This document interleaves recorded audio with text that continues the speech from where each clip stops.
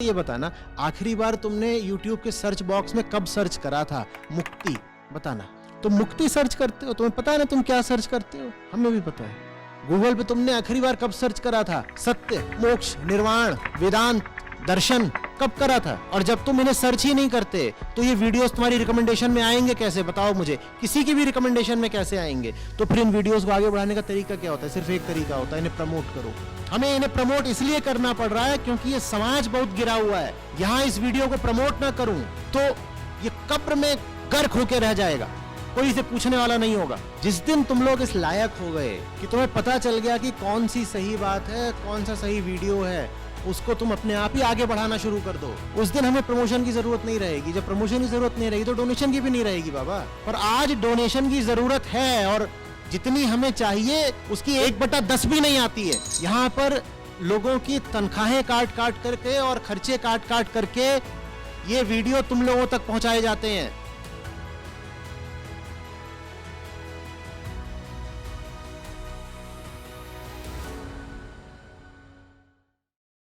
नमस्ते सर। मेरा नाम मुंताकिम है। मैं गुवाहाटी से आया हूँ।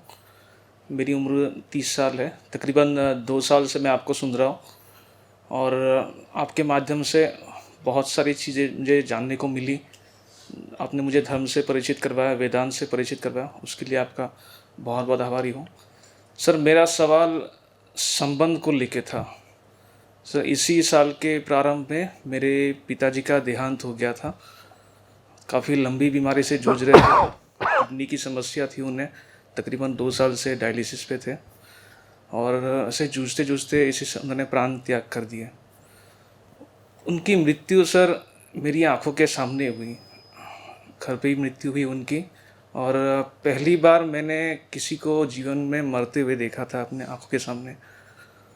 तो मैं, पिताजी ऐसे ही बिस्तर पे पड़े हुए थे, मैंने उनको पानी पिलाया और बस उसके बाद उन्होंने आंखें मुरझा दी। मेरी माँ सामने थी, मेरी एक बहन थी, बहन सामने थी, दोनों रो रही थी। मैं बस देखता रहा पिताजी को। कोई मतलब इमोशनली, कम्प्लीटली इमोशनलेस था मैं उस वक्त। आचार्य जी, मेरा संबंध मेरे पिता के साथ कभी ठीक नहीं रहा। हमेशा से बहुत तनाव भरा संबंध रहा हम लोगों का, और परिवार में भी बहुत तनाव से भरा संबंध रहा पिताजी के साथ, विशेष तौर पे पिताजी और माताजी का। कि पिताजी बचपन से ही बहुत ही उग्र स्वभाव के व्यक्ति थे, बहुत ही एग्रेसिव माइंडेड थे वो। हमेशा से परिवार को दमन करके रखना, विशेष तौर पे मेरी माताजी के ऊपर उनका व्यवहार बहुत बुरा था। शारीरिक तौर पे भी उनको प्रहार करना या ये सब बचपन से ही देखता आ रहा था मैं।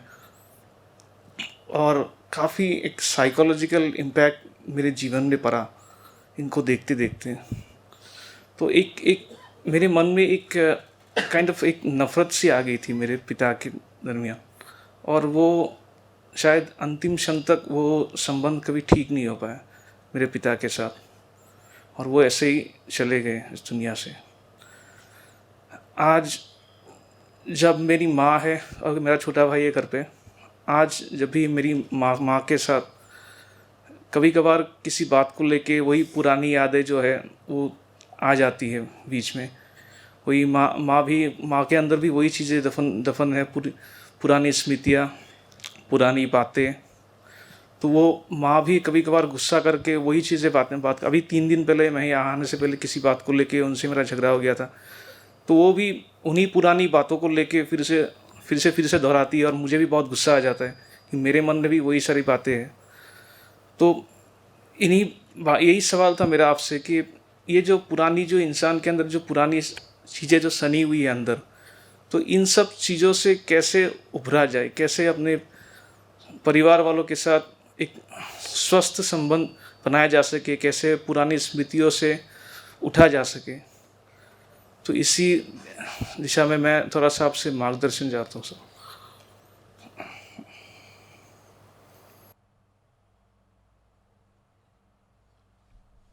देखिए, 2 बातें होती हैं। एक तो ये कि परिवार से आपका संबंध स्वस्थ है, तो वो स्वस्थ संबंध आपको प्रेरणा दे रहा है सही ज़िंदगी जीने की, सही काम करने की। एक तो ऐसा हो सकता है।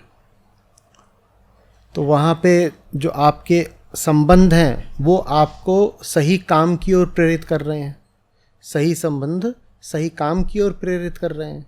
एक तो ये हो सकती है संभावना। और दूसरी बात ये हो सकती है कि आप सही काम करें जीवन में और वो चीज़ आपको आनंद देती है, और जब वो चीज़ आनंद देती है तो फिर आदमी अपने संबंधों को स्वस्थ बना लेता है। इन दोनों ही स्थितियों में स्वास्थ्य आ जाता है। जो लोग घरेलू मोर्चे पर सौभाग्यशाली होते हैं वो पाते हैं कि उनके घरेलू रिश्तों में कोई ऐसा है जो उन्हें सही जीवन और सही काम की शक्ति और प्रेरणा दे रहा है। बहुत अच्छी बात है। बच्चों के पास ऐसे माँ बाप होने चाहिए, बहनों के पास ऐसे भाई होने चाहिए, पतियों के पास ऐसी पत्नियां होनी चाहिए। हाँ, कि जहाँ संबंध अच्छा है तो उस संबंध की अच्छाई आपके काम की अच्छाई बन जाती है। बहुत अच्छी बात है। और उसका उल्टा भी संभव है कि संबंध ठीक नहीं है, संबंधों में कड़वाहट है, तो व्यक्ति ने कहा कि यार संबंधों की ओर से तो कोई विशेष आशा है नहीं, तो मैं अपनी सारी ऊर्जा एक सही जीवन जीने में और सही काम तलाशने में लगाऊंगा। और जब आप सही काम करने लगते हो ना, तो भीतर आनंद भी आता है, स्पष्टता भी आती है और बड़प्पन भी आता है। छोटे मसलों में उलझने का मन नहीं करता। तो आप पाते हो कि वो जो बड़ा काम है उसने अपनी छाया में घरेलू संबंधों को भी स्वस्थ बना लिया है। आप बस खुश हो, आप दिन भर आप जो काम करके आए हो उस काम ने आपको बड़ी गहराई दे दी है, तृप्ति से भर दिया है। और उस तृप्ति के बाद आप घर आकर के माँ बाप से या पति पत्नी से झगड़ा बहसबाजी करना ही नहीं चाहते। आप इतना ऊंचा काम कर रहे हो दिन भर कि उस काम के बाद शाम को छोटे प्रकार के झगड़े करना उस काम का अपमान होगा। तो आप कह रहे हो मुझे छोटी चीज़ों में पड़ना ही नहीं। तो ऊंचे काम ने फिर आपके रिश्तों को ऊंचा बना लिया। दोनों ही चीज़ें हो सकती हैं। आपके शायद साथ वो जो शायद दूसरी चीज़ है वो संभव है कि आपको अगर घर पर अतीत की जो कड़वी और दुखद स्मृतियां हैं उनसे मुक्ति पानी है, तो आप किसी दूसरी जगह पर स्वास्थ्य का संवर्धन करें और वहाँ से जो आप में फिर आनंद आए, तृप्ति आए, उसको लेकर के आप घर आएं। घर पे किसी तरह के झगड़े में पड़ने का आपका फिर मन ही नहीं करेगा। जो आदमी काम से शाम को घर आकर के घर में चिल्लपों करता हो, उसके घर की उठापटक से उसके काम की निरर्थकता का भी अंदाजा होता है। उस व्यक्ति ने अगर दिन भर सही काम किया होता तो उसमें ऊर्जा कहाँ से बचती और उसमें प्रेरणा कहाँ से आती कि फिर घर आकर के छोटे छोटे क्षुद्र मसलों पर माँ से, बाप से या बीवी से उलझे। वो उलझ ही नहीं पाएगा। वो न जाने किस तल पर दिन भर रह करके आ रहा है, उसके बाद वो पाताल में गिर ही नहीं पाएगा। कोई उसको चाहेगा भी कि छोटी बातों में लपेट लें तो वो लिपटने से इनकार कर देगा। उसको समझ में ही नहीं आएगा कि इस बात में ऐसा है क्या कि मैं उलझूं। वो उलझेगा ही नहीं। आप यहां से बाहर निकलेंगे और उसके बाद आपको घर जाना है और ऑटो वाले से आप अगर 5 रुपए के लिए बहस कर पाते हैं तो उससे उस ऑटो वाले के बारे में या दूरी कितनी है घर की, इस बारे में बहुत कम पता चलता है। उससे ये ज़्यादा पता चलता है कि ये सत्र आप पर निरर्थक गया। यहाँ से निकलने के बाद आप बाहर जाएं, वहाँ कोई नींबू पानी वाला हो या ऑटो वाला हो या कोई और ऐसा, और आप उससे बहस में उलझ गए हैं, तो यहाँ आना आपका बेकार ही गया। हाँ या ना? या यहाँ से आप निकलें और अपना फ़ोन आप स्विच ऑन करें और उसमें कोई मैसेज आया हुआ है और वो जो संदेश है वो आपको क्रोध से भर दे, आप तुरंत फ़ोन लगा करके संदेश करने वाले को डांटना डपटना शुरू कर दें, आग बबूला हो जाएं, अपशब्द बोलने लगें, तो कौन से कृष्ण, कौन सी गीता, क्या वेदांत, क्या महोत्सव, सब बेकार है।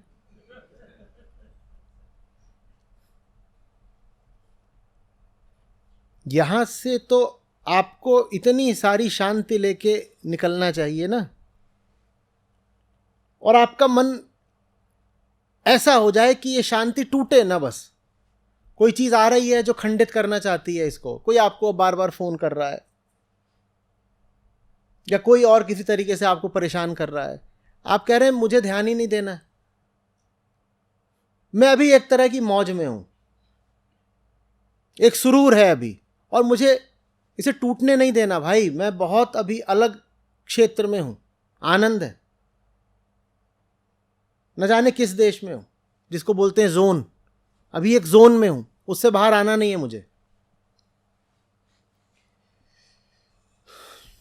घर में अगर आपको वो जोन मिल जाए तो आप उसको दफ्तर तक लेके जाएंगे, काम में मिल जाए तो आप चाहेंगे कि वो घर तक आए, पर कहीं तो मिले, एक जगह मिल जाएगी तो आप उसे दूसरी जगह ले जा सकते हैं, पर कहीं से शुरुआत करिए। घर में अगर शुरुआत करने का आपको नहीं कोई तरीका दिख रहा है तो आप काम से शुरुआत करिए।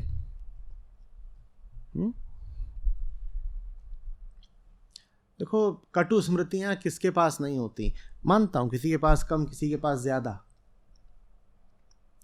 लेकिन समस्याएं और अतीत ये बहुत बड़े लगने लगते हैं जब वर्तमान बिल्कुल रूखा और रिक्त होता है। कुछ तो चाहिए ना मन को, वर्तमान में कुछ है ही नहीं आनंदप्रद, रसीला, पकड़ लेने के लिए, प्यार करने के लिए कुछ है ही नहीं, तो मन जाता है फिर स्मृति के गोदाम से अतीत उठा लाता है, याद करता, अच्छा तब ऐसा हुआ, तब ऐसा हुआ था। 1974 के बसंत की बात है,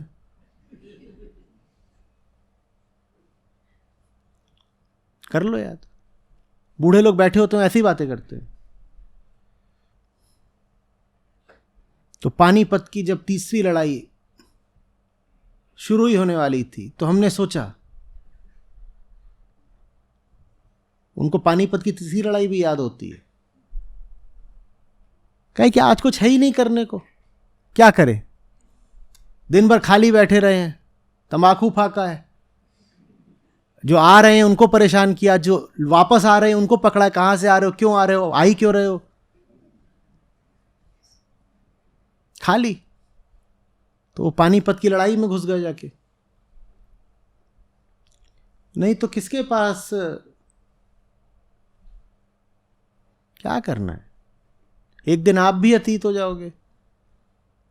उससे पहले जो ये चंद पल हैं इनका कुछ सार्थक कर लो प्रबंध।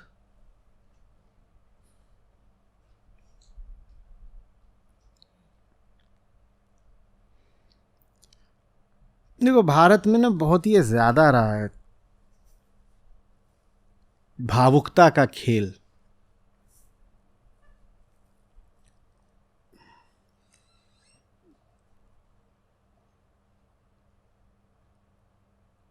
भाव प्रधान चित्त दो वजहों से ज्यादा बना है हमारा।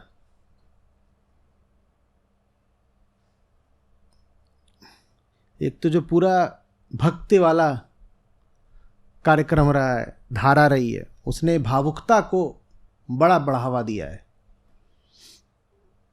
भाव भाव भाव, अतीत अतीत।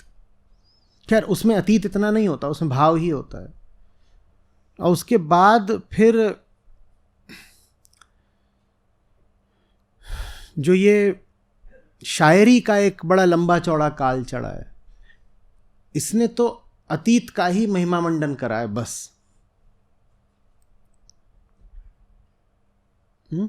वर्तमान एकदम नष्ट हो चुका है, लुट चुका है, और अतीत के फिर नगमे गा रहे हैं। जैसे बहादुर शाह जफर कि दिल्ली की इतनी सी बची है उनकी सल्तनत, और फिर वो भी छीन ली अंग्रेजों ने।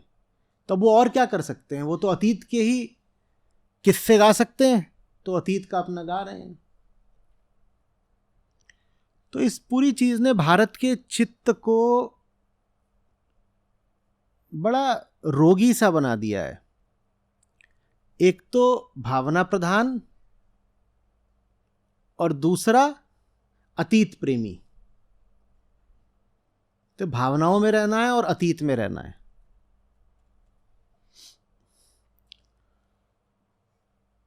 अंग्रेजों के आक्रमण से 800 साल पहले से भारत में एक भी विश्वविद्यालय नहीं बना, एक भी।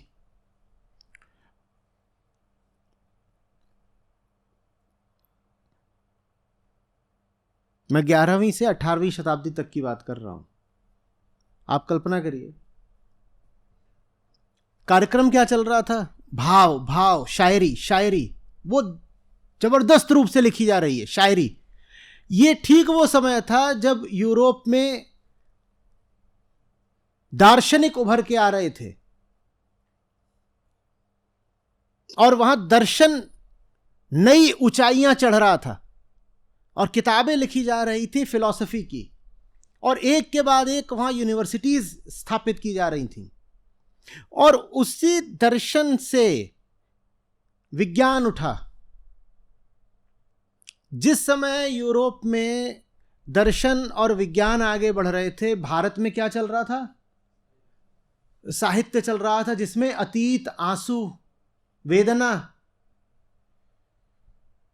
गम,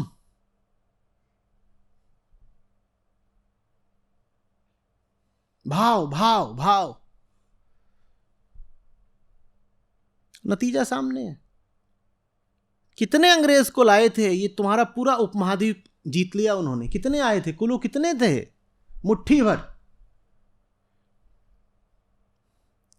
1 लाख भी नहीं थे, 50,000 भी नहीं थे। कैसे कर लिया उन्होंने? क्योंकि वो इतना ज्यादा अतीत और भावुकता में नहीं पड़े।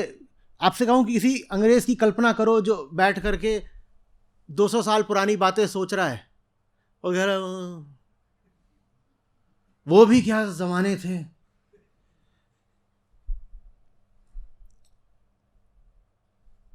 वो कह रहा है मुझे समझना है, जानना है।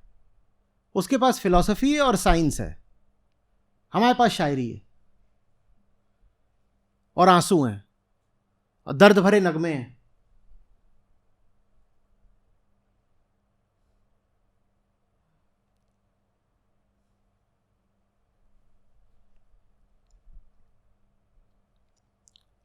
पश्चिम की बात कर रहा हूं, तो जीसस के जीवन काल से एक उल्लेख मिलता है कि वो जा रहे थे,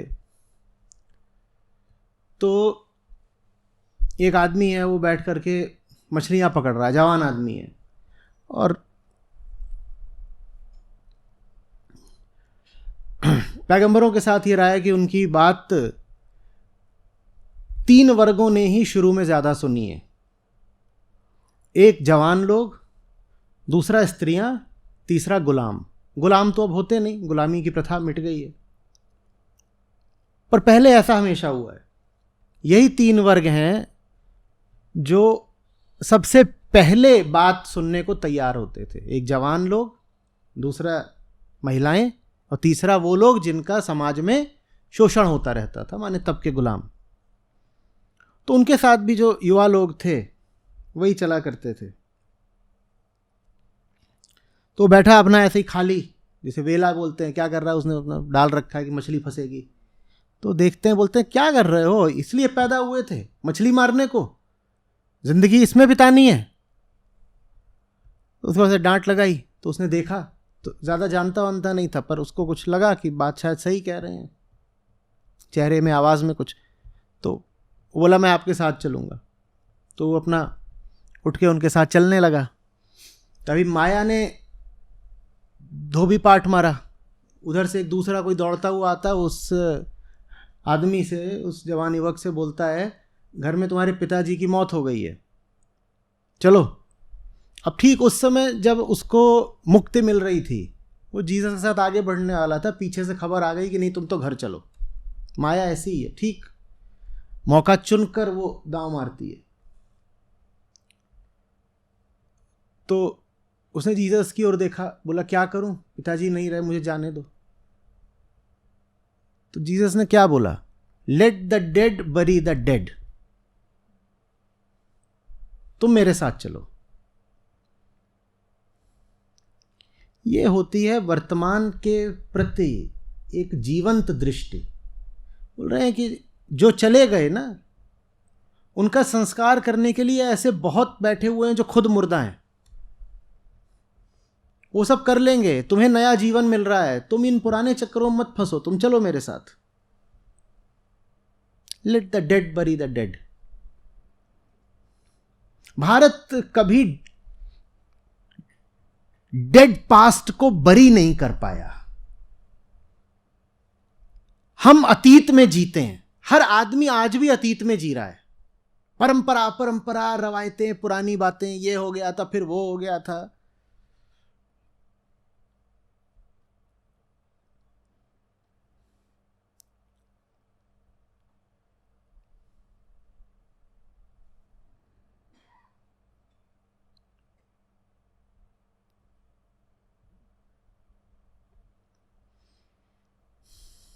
मैं कठोर होकर नहीं बोल रहा, मुझ में आपके दर्द के प्रति पूरी संवेदना है। मैं समझ रहा हूं आप क्या कह रहे हैं, आप कष्ट से गुजरे हैं, मैं देख पा रहा हूं, और मैं बोल इसीलिए रहा हूं ताकि आप और कष्ट से न गुजरें। वर्तमान इतना सशक्त होना चाहिए, इतना गहरा, इतना प्यारा होना चाहिए। वर्तमान की चुनौतियों को स्वीकार करने का हौसला होना चाहिए, तब अतीत की छोटी मोटी बातें महत्वपूर्ण रह ही नहीं जाती। कैसे याद करोगे कल क्या हुआ? आज ही इतना सरस है, इतना चुनौती भरा है, इतना कुछ है अभी करने के लिए, ऐसे महान कर्तव्य स्वीकार कर लिए हैं। कैसे याद करूं कल क्या हुआ था, कैसे रोऊं? बीच बीच में अतीत कौंधता है, पर रोने की फुर्सत नहीं मिलती, या आंसू आते भी हैं तो उनको बहने देते हैं, काम करते रहते हैं। आंसुओं का काम है बहना, हमारा काम है काम करना। चाचा है, चाची है, मां है, बहन है, फूफा ताऊ जो भी हैं, अरे मुझे फुर्सत कहां है इनसे उलझने की? अड़ोसी पड़ोसी, ऊपर नीचे, ये करने के लिए पैदा हुए थे, तू मैं कर रहे हैं पड़ोसियों के साथ।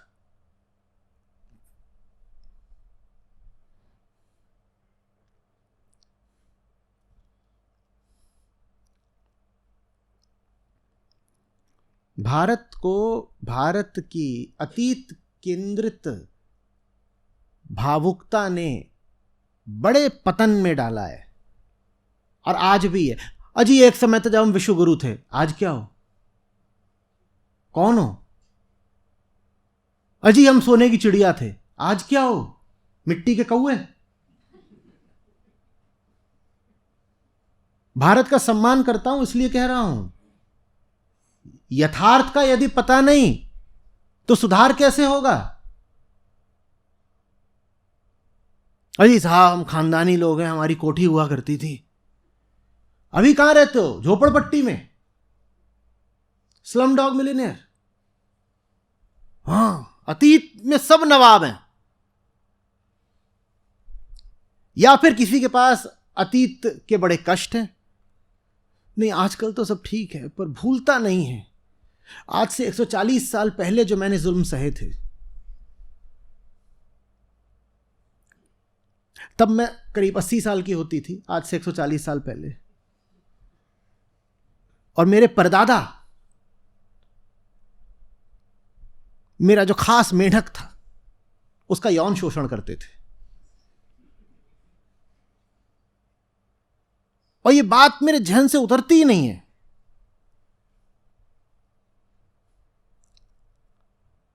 जहन है कचरे का डब्बा, खाली नहीं होता। Let bygones be bygones, let the dead bury the dead. आगे बढ़ो यार।